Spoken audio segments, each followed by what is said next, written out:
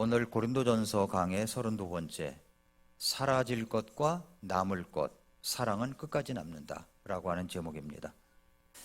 오늘 말씀에 보면은 고린도 13장을 보면은 우리가 보통 성경에서 가장 아름다운 그런 시라고 불립니다. 결혼식에서, 특별한 예식에서 감동을 주는 말씀으로 자주 인용을 하는데, 한 가지 우리가 기억해야 될 사실은 바울은 고린도전서 13장을 어떤 감동을 주기 위해서 기록한 것은 아니라는 겁니다. 어떤 축복을 주는 장으로서 기록한 것은 아니라는 것이죠. 이 말씀은 낭만을 위해서 쓰인 글도 아닙니다. 문학작품이 아니라 교회를 바로잡기 위한 처방전입니다. 고린도전서 13장은 처방전이에요. 고린도 교회는 뭐가 부족해서 이런 처방을 받았을까요? 사랑이 부족해서 이런 처방을 받은 겁니다. 정확히 말하면 사랑이 없는 줄도 알지 못했던 교회예요. 사랑이 없는 줄도 알지 못했던 교회입니다. 그러니까 뭐가 부족한지도 몰랐던 교회죠. 우리도 그렇지 않습니까? 살아가다 보면은 그 사람이 부족한 것이 있는데 자기가 그 부족한 것을 몰라요. 근데 고린도 교회가 그랬습니다. 그들은 자신들이 매우 영적이라고 생각을 했습니다. 그래서 영적이라고 생각했기 때문에 방언도 했고 대언도 하고 지식도 있었고 은사도 있었기 때문에 굉장히 영적인 수준이 높다라고 생각하고 있었던 것입니다. 그래서 이들은 서로 비교했고 서로 판단했고 서로 우열을 가렸습니다. 그 한가운데 바울은 이렇게 이야기합니다. 사랑이 없으면 아무것도 아니다. 이것이 이제 1절부터 3절의 핵심입니다. 사랑이 없으면 아무것도 아니다. 아무리 말이 많아도, 천사의 말을 한다고 할지라도, 아무리 능력이 많아도, 아무리 희생이 커 보여도 사랑이 없으면 아무것도 아니라는 거예요. 그래서 4절부터 7절은 바울은 사랑을 정의를 하죠. 흥미로운 점은 사랑은 바로 이런 것을 하는 거다 라고 말하는 게 아니라 사랑은 이런 것을 하지 않는 것이다 라고 얘기를 했다는 겁니다. 이런 것을 안 하는 거예요. 사랑은 뭘 안 하냐면은 시기하지 않아요. 사랑은 또 자랑하지도 않습니다. 교만하지도 않습니다. 무례히 행하지도 않습니다. 자기 것을 구하지도 않습니다. 안 하는 거예요. 그 사랑은 하지 않는 것들이 있습니다. 시기, 자랑, 교만, 무례히 행하는 것, 자기 것만 구하는 것, 이런 것을 안 한다는 거죠. 왜 그렇습니까? 고린도 교회가 바로 이런 것들을 하고 있었다는 이야기입니다. 사랑이 무엇인지 몰라서가 아니라 사랑이 없이도 충분히 영적이라고 착각하고 있었기 때문입니다. 그런데 바울은 이제 이 정도 이야기를 하고 멈추지를 않습니다.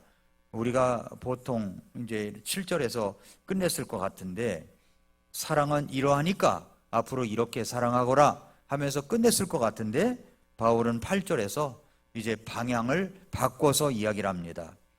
8절부터 바울은 더 이상 사랑이 무엇인가를 말하질 않아요. 그러면서 그는 미래를 말합니다. 미래. 없어질 것들이 있다.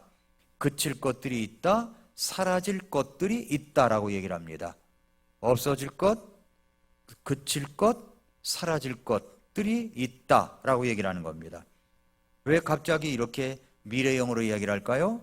그들은 은사가 있으면 안전하다고 생각했고, 능력이 있으면 성숙하다고 생각하고, 그 다음에 드러나는 영성이 있으면 옳다고 생각했습니다. 그래서 바울은 질문을 바꿉니다. 무엇이 더 화려한가가 아니라 무엇이 끝까지 남는가를 보라는 겁니다.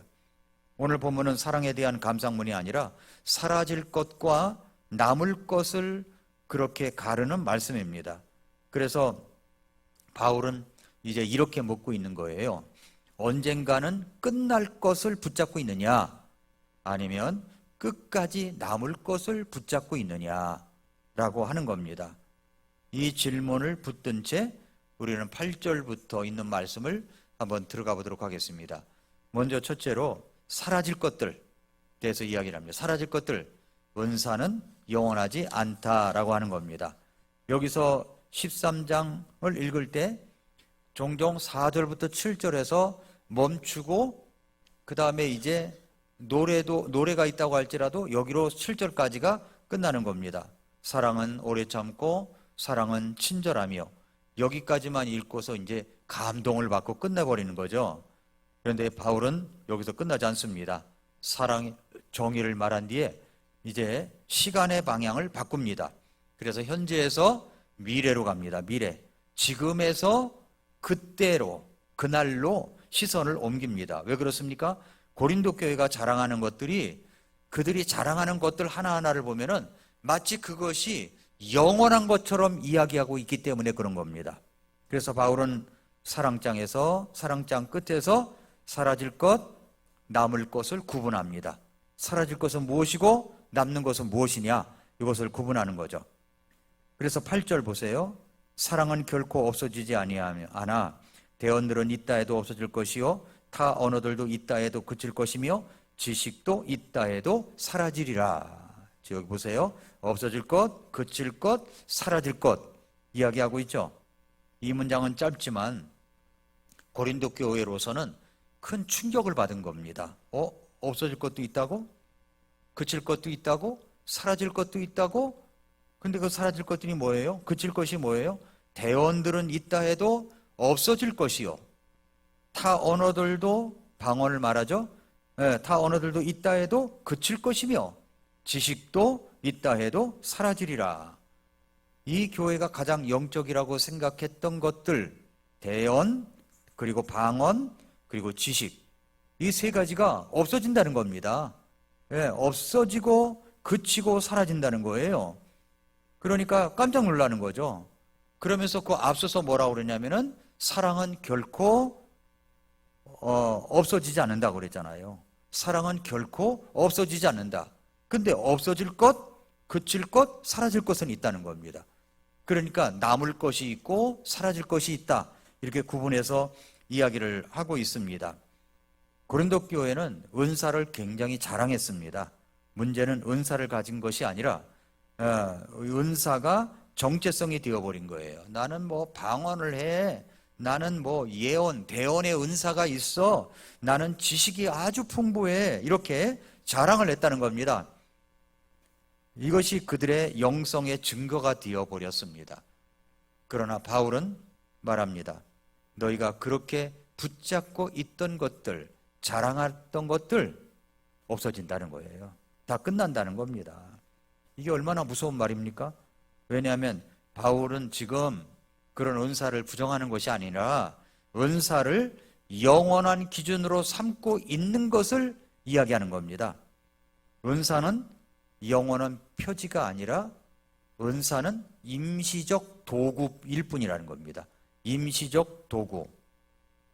그러면 9절부터 10절에 보니까 왜 은사는 사라지는가?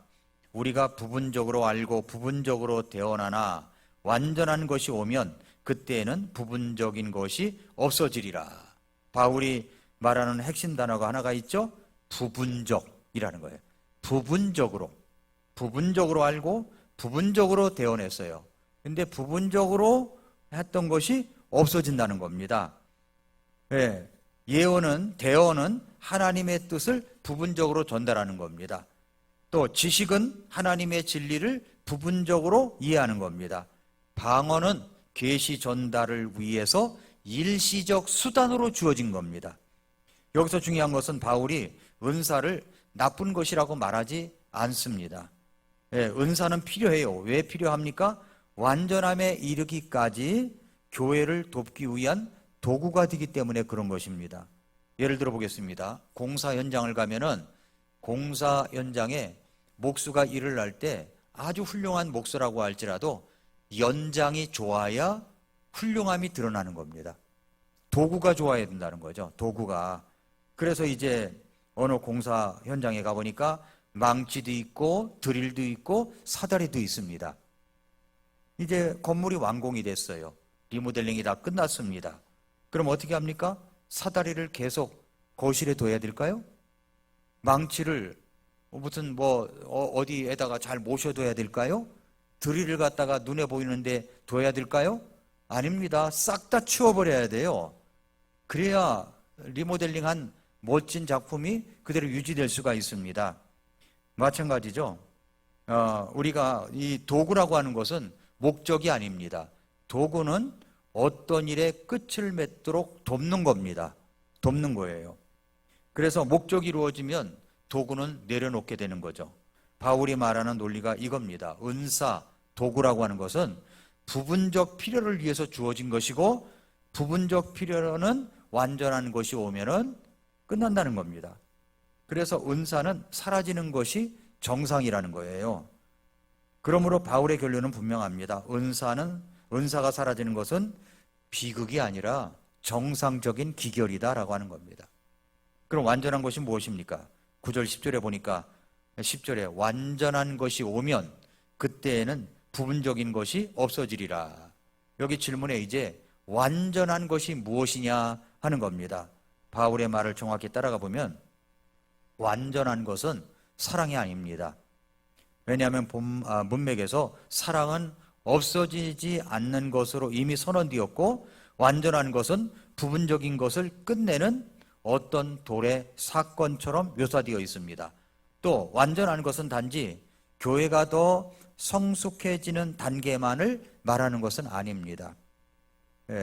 왜냐하면 12절에서 그때는 얼굴을 마주 대하여 보며 완전한 것이 오면은 완전한 것이 온다고 얘기했죠.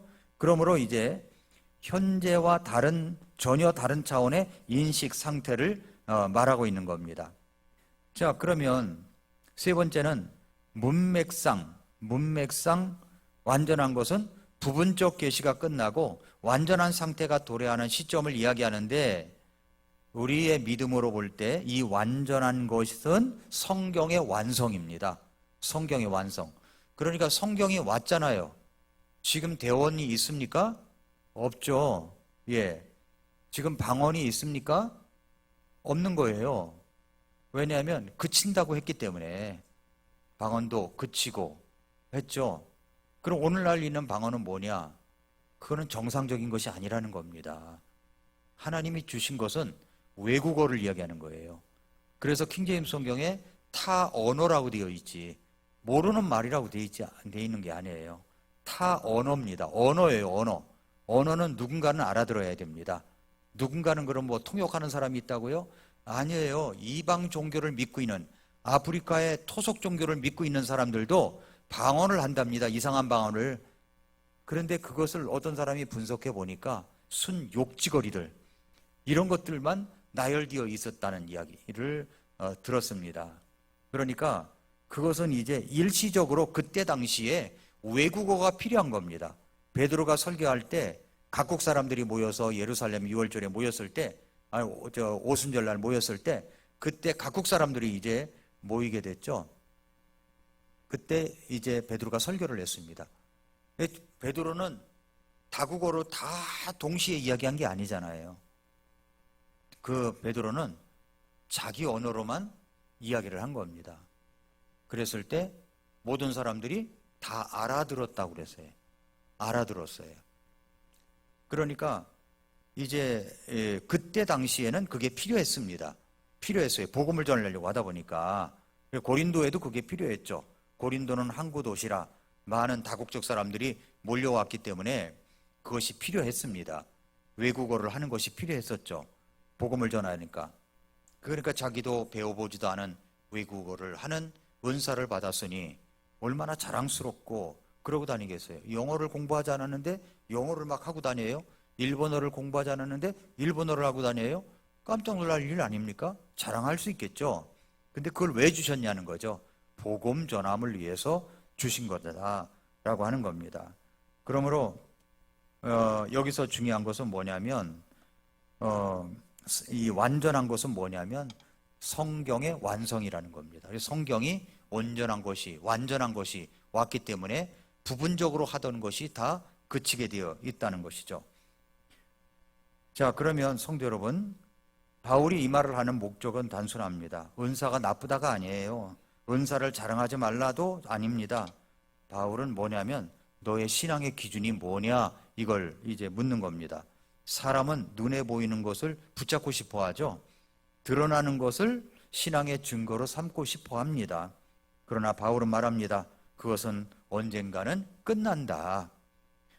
그러면 남는 질문은 이거 하나죠. 끝까지 남는 것은 뭐냐는 거죠. 그럼 끝까지 남는 것으로 나는 지금 살고 있습니까? 남아 있을 것으로 살아가고 있습니까? 이 질문을 지금 사도 바울이 던지고 있는 겁니다. 직분이 끝나도 남는 것, 사역이 멈춰도 남는 것, 무대에서 내려와도 남는 것, 사람들이 알아주지 않아도 남는 것, 그게 무엇입니까? 사랑은 결코 없어지지 아니하나니. 사랑이라는 거예요. 사랑. 성도 여러분, 오늘 바울은 은사를 내려치려고 이 말을 한 것이 아닙니다. 이는 그것은 교회를 세우기에 성도들을 성숙하게 하기 위해 사라질 것과 남을 것의 순서를 바로잡으려고 한 것입니다. 그래서 오늘 첫째 대지의 결론은 뭐냐면 은사는 귀하지만 영원하지가 않다. 사랑은 지금도 필요하고 그때도 남는다. 그날이 와도 남는다. 그 이야기를 하고 있는 겁니다. 그래서 첫 번째는 이제 그 이야기를 하고 있고요. 사라질 것들, 은사는 영원하지 않다라고 이야기하고 있습니다. 두 번째는 뭐냐면 성장의 비유를 들어요. 그게 뭐냐면 어린아이에서 어른으로. 바울은 지금까지 은사가 왜 사라질 수밖에 없는지를 설명했습니다. 이제 11절에 와서 한 걸음 더 나아가 그 이유를 인간의 성장 과정에 비유해서 설명을 합니다. 설명하려 하지 않고 이해시키려는 비유예요. 뭐라고 얘기하냐면은 내가 아이였을 때는 아이처럼 말하고 아이처럼 이해하며 아이처럼 생각하였으나 어른이 되어서는 아이의 일들을 보려노라. 아이와 어른 이렇게 대비해서 이야기를 합니다. 아이였던 시절을 부정하진 않아요. 아이였을 때가 있죠. 우리도 전부 다. 근데 아이였을 때가 잘못 되었다 그 말하는 것이 아닙니다. 다만 아이의 단계로 영원히 갈 수는 없다는 겁니다. 아이처럼 영원히 갈 수는 없다는 거죠. 아이의 말은 필요합니다. 아이의 생각도 필요합니다. 아이의 깨달음도 필요해요. 언제요? 아이였을 때. 아이의 특징이 뭡니까? 세 가지죠. 아이처럼 말하고 아이처럼 생각하고 아이처럼 깨닫는 거예요. 아이의 공통점이 무엇입니까? 밖으로 드러나는 것이 많아요. 아이는 말을 많이 하죠. 생각보다 표현이 앞섭니다. 깊이보다 즉각적인 반응이 먼저 나옵니다. 그 자체가 문제는 아닙니다. 그 문제는 그 상태를 성숙이라고 착각하는 거예요. 자기가 제일 똑똑한 줄 아는 거예요. 아이처럼 말하고 아이처럼 생각하고 아이처럼 깨닫는데 그게 완전히 영원한 것처럼 생각하고 있다는 거죠. 가끔 이제 목회를 하다 보면은 시간이 꽤 오래됐고 신앙생활도 꽤 했는데 어떤 일을 결정할 때 또 어떤 제안을 할 때 아이처럼 하는 분들이 있어요. 아이처럼 말을 해요. 아이처럼 생각해요. 아이처럼 깨닫는 경우가 있습니다. 그때는 정말 안타깝죠. 그런 분 보고 정말 아이처럼 생각하고 있군요. 이렇게 말하면 시험에 드니까 그 말을 못합니다. 근데 그래서 그런 단계가 완전히 자기가 성숙한 단계라고 여기면 안 되는 거죠. 초등학생하고 중학생하고는 생각하고 말하고 깨닫는 게 달라요. 그렇죠? 초등 산수와 중고등 수학은 달라요. 푸는 방법도 달라요. 다르죠. 근데 1 더하기 1 할 줄 안다고 그것이 세상의 전부인 줄 알고 이렇게 떠들어대다가 무슨 수학 정석을 만나면 까무러치는 거죠. 아무것도 못하고. 그러니까 아이처럼 말하고 아이처럼 생각하고 아이처럼 깨닫는 것은 그걸 부정하는 것이 아닙니다. 그런 수준이 있어요. 그때 당시에는. 그런데 그 상태를 성숙이라고 착각한다는 겁니다. 고린도 교회가 그랬습니다. 누가 더 말을 많이 하냐? 누가 더 강하게 표현하느냐? 누가 더 많이 자기 은사를 드러내고 있느냐? 그렇게 이제 생각하고 있다는 겁니다. 그래서 그들은 이걸 묻지 않았어요. 이 은사가 교회를 세우는가? 이 은사가 정말 사랑을 만들어내는가?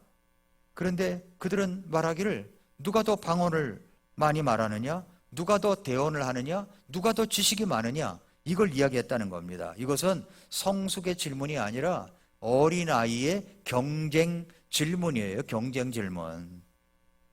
바울의 핵심은 성숙의 기준은 추가가 아니라 팩이라고 얘기를 하는 겁니다. 11절에서 어린이 되어서는 아이의 말들을, 아이의 일들을 버렸노라 그랬잖아요. 팩이 버렸노라. 성숙의 정의는 더 많은 것을 갖는 게 아닙니다. 성숙의 증거는 더 많은 것을 내려놓을 수 있는 능력입니다. 아이는 자기를 드러내야 존재감을 느끼고 표현해야 인정받는다고 생각하고 멈추면 뒤처진다고 두려워합니다. 그러나 어른은 달라요. 일하지 않아도 자리를 지킬 수 있고 말하지 않아도 자리를 지킬 수 있고 드러나지 않아도 역할을 감당할 수가 있고 내려놓아도 무너지지 않아요. 내려놓을 건 내려놓습니다. 그래서 바울은 말합니다. 성숙이란 더 많이 보여주는 것이 아니라 더 많이 버리는 겁니다. 버리는 거예요. 은사에 집착하는 것은 성숙이 아니라 미숙함이라는 거죠.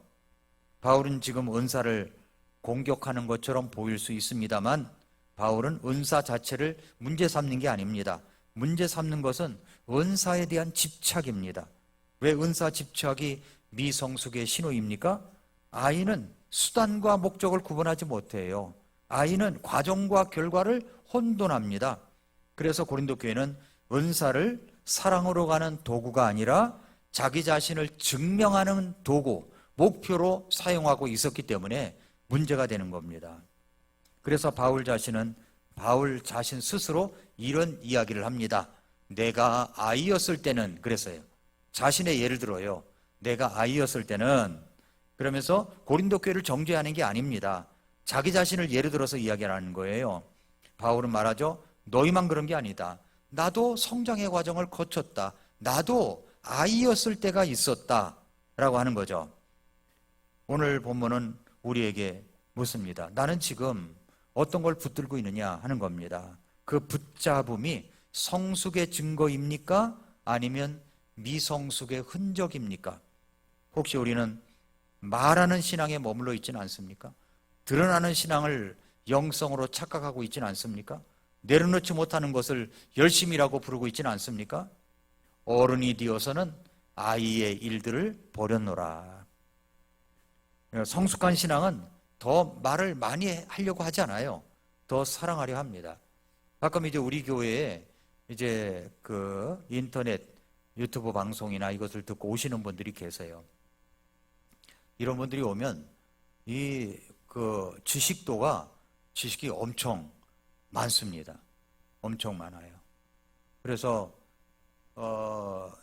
이런 분들이 오면은 이제 사람들 모아놓고 자기가 알고 있는 걸 얘기해 줘야 돼. 그러다 보니까 종말론이 어떻고 무슨 얘기가 어떻고 그냥 말을 엄청 많이 합니다. 근데 우리 교회 성도님들은 그런 말을 합니까? 왜 말을 안 할까요? 몰라서 안 할까요? 알아도 안 해요. 그런 말은 당연한 것인데. 그러나 그 유튜브만 듣는 분들이 있어요. 유튜브만 듣는 분들은 이것저것 다 듣기 때문에 뭐 저한테 와서도 목사님 이런 거 어떻게 생각하십니까? 갑자기 뭐 생각지도 못한 질문을 확 합니다. 그러면 제가 금방 대답을 못할 때가 있거든요. 그럼 이제 성경을 찾아가지고 이야기를 하면은 목사님은 그렇게 생각하시는군요. 저는 그렇게 생각하지 않습니다. 그렇게 말을 한단 말이에요. 그래서 이 대학은 대학인데 유튜브 대학에 다니시는 분들이 참 이 지식이 너무 많아요. 너무너무 많아요. 그런데 오늘 사도 바울의 예를 들어 이야기한다면 뭐냐면 많이 알고 있다고 많이 말을 한다고 그게 성숙한 게 아니라는 거예요. 그게 아니라 말을 하지 않아도 성숙함을 드러냅니다. 지켜보면서 이야기하면서. 그렇죠? 성숙한 신앙은 더 드러내려고 하지 않아요. 더 세우려고 하죠. 그래서 오늘 이제 두 번째 대지에서는 바울이 말하려는 핵심이 뭐냐면 은사는 성장의 단계에서 필요한 겁니다. 그런데 은사에 머물러 있는 것은 성숙 정도가 아니라는 겁니다. 진짜 성숙은 뭐냐면 사랑으로 나아가는 거예요. 사랑하는 것. 자, 마지막 세 번째는 제한된 인식과 장차올 완전한 인식. 13장 12절입니다. 13장 12절에 우리가 지금은 거울을 통해 희미하게 보나 그때는 뭔 미래죠? 그때는 얼굴을 마주 대하여 보며 내가 지금은 부분적으로 아나 그때에는 주께서 나를 아시는 것 같이 나도 알리라 라고 했습니다. 자, 여기서 보세요. 거울을 통해 희미하게 보나 그랬죠? 우리 지금 거울을 보면 희미하게 보입니까? 희미하게 안 보이죠. 또렷하게 보이죠. 그렇죠? 그렇습니다. 그런데 바울이 이 비유를 거울이라고 하는 이 비유를 듭니다. 우리가 생각하는 유리 거울이 아닙니다. 그때 당시에는 금속을 갈고 닦아서 만든 거예요. 금속을 아무리 잘 닦아도 상은 뒤틀렸고 윤곽은 불분명했습니다. 그때 당시의 거울은. 그러니까 디테일은 보이지가 않았죠. 바울은 말하죠. 지금 우리 인식이 그렇다. 우리가 하나님을 안다고 말합니다. 말씀을 안다고 말합니다. 진리를 붙들고 있다고 말합니다. 그러나 바울은 이야기하기를 지금은 거울을 통해 보는 것처럼 희미하게 보이는 거다. 그게 희미하게. 그래서 이건 믿음이 없다는 말이 아닙니다. 믿음의 자리 자체가 제한된 자리라는 말이에요. 그래서 바울은 사도가 아닙니까? 계시를 받은 사람이잖아요. 그런데도 그는 뭐라고 그러냐면은 내가 지금은 부분적으로 알 뿐이다 그랬어요. 아니 계시를 받고 사도인데도 불구하고 나는 지금 부분적으로 안다라고 했습니다. 바울조차도 자신을 예외의 사람으로 두지 않았습니다. 성숙한 신앙은 내가 다 안다라고 말하지 않아요. 오히려 나는 아직 부분적으로 알 뿐이다라고 말을 하는 거죠. 고린도 교회의 문제는 지식이 없는 것이 아니에요. 지식의 한계를 잊어버린다는 것이었습니다. 그래서 지식은 교만을 낳는 거죠. 은사는 우열을 만들었고 사랑은 밀려나게 된 겁니다. 그때는 얼굴을 마주 대하여 본다고 그랬죠. 얼굴을 마주 대하여 본다. 지금은 그때는 직접 대면해서 본다는 거예요. 지금은 믿음으로 보는데 그때는 직접 대면해서 본다는 겁니다. 성경 전체에서 얼굴을 마주 대하여 본다라고 하는 표현은 중개가 사라진 상태를 의미합니다. 더 이상 거울이 필요 없어요. 이제는 더 이상 부분적 수단이 필요 없고 더 이상 해석과 추론에 의존하지 않아도 되고 하나님을 있는 그대로 대면하는 상태를 이야기합니다. 그때는 주께서 나를 아시는 것 같이 나도 알리라. 우리가 지금은 거울을 통해서 희미하게 보지만 그때는 얼굴을 마주 대하여 보며 내가 지금 부분적으로 알지만 그때는 주를 나를 아신 것 같이 나도 알리라 라고 했습니다. 하나님을 전부 다 이해하게 된다는 뜻은 아닙니다. 그것은 관계적 완전성을 말하는 거예요. 지금은 하나님을 설명하라고 했지만 그때는 설명 안 해도 돼요. 하나님을 만나니까. 지금은 믿음으로 붙들지만 그때는 사랑 안에서 누리게 됩니다. 여기서 다시 바울의 논지가 분명해집니다. 은사는 지금 필요합니다. 그러나 은사는 지금의 불완전함을 보완하는 수단일 뿐이라는 겁니다. 사랑은 달라요. 사랑은 지금도 필요하고 그때도 필요합니다. 왜냐하면 사랑은 하나님을 아는 방식이 아니라 하나님과 함께 존재하는 방식이기 때문입니다. 성도 여러분, 이 말씀은 우리를 겸손으로 부릅니다. 우리는 다 보지 못했죠? 다 알지 못해요. 아직 완성의 자리에 있지도 않습니다. 그러므로 지금 우리가 붙들어야 할 것은 더 많이 주장하기보다는 더 많이 사랑하는 겁니다. 더 많이 증명하기보다는 더 많이 기다려주는 것입니다. 그래서 지금은 흐릿하게 보지만 그러나 우리가 그러니까 서로를 향해 좀 더 인내하라. 지금은 부분적으로 아니까 그러니까 서로를 향해서 조금 더 사랑하라 라는 말입니다. 이 셋째 대지에서는 바울은 은사가 왜 영원하지 않은지, 성숙이 왜 버림인지 그 이유를 한 문장으로 이야기합니다. 우리는 이 아직 완전한 자리에 있지 않기 때문이다 라고 하는 겁니다. 끝까지 남는 것 뭡니까? 끝까지 남는 것 13절이에요. 13절. 이제 믿음, 소망, 사랑 이 셋은 언제까지 있어요? 항상 있다고 그러잖아요. 항상 있어요. 믿음, 소망, 사랑은 항상 있습니다. 이것들 중에 가장 큰 것은 뭐라고요? 사랑입니다. 사랑이에요. 마지막으로 영원한 가치의 서열이 나오죠. 믿음, 소망, 사랑. 그 중에 제일은 으뜸은 사랑입니다. 사랑이에요. 성도 여러분, 오늘 고린도전서 13장을 통해서 사라질 것과 남을 것에 분명한 구분되는 말씀을 들었습니다. 은사는 귀한 겁니다. 사역도 중요해요. 열심은 필요합니다. 바울은 이것들을 부정하는 게 아닙니다. 문제는 이것들이 영원한 것처럼 붙들고 있을 때 문제가 된다는 것입니다. 말은 사라져요. 직분도 끝납니다. 역할은 언젠가 내려놓게 됩니다. 우리가 아무리 열심히 섬겨도 아무리 많은 사역을 감당해도 시간이 지나면 그것들은 역사 속으로 사라진다는 겁니다. 그러나 바울은 한 가지를 분명히 남겨둡니다. 사랑은 남는다는 거예요. 사랑은 남습니다. 이거 사랑은 막연한 감정이 아니에요. 하나님께서 우리를 끝까지 사랑하신 그 사랑. 그리스도께서 십자가에서 실제로 보여주신 그 사랑. 성령님께서 오늘도 우리 마음에 부어주신 사랑입니다. 이 사랑은 직분이 끝나고 사역이 멈추고 아무도 알아주지 않아도 남는 겁니다. 남아있는 거예요. 그러니까 우리가 어떻게 살아야 돼요? 사랑으로 살아야죠. 사랑으로. 사라질 것을 붙잡지 말고 남을 것을 붙잡고 살아가야 되는데 그게 뭐라고요? 사랑입니다. 가족 간에도 사랑한다고 한 번 더 말해주고, 네, 교회 안에서도 항상 사랑으로 섬기고, 이게 남는 겁니다. 그래서 오늘은 이제 우리가 사랑은 이제 영원한 것이지만은 사라질 것과 남을 것에 대해서 말씀을 드렸습니다. 다음 시간에는 고린도전서 13장 13절 이 마지막 것을 가지고 다시 한번 사랑을 설명하도록 하겠습니다. 기도하겠습니다.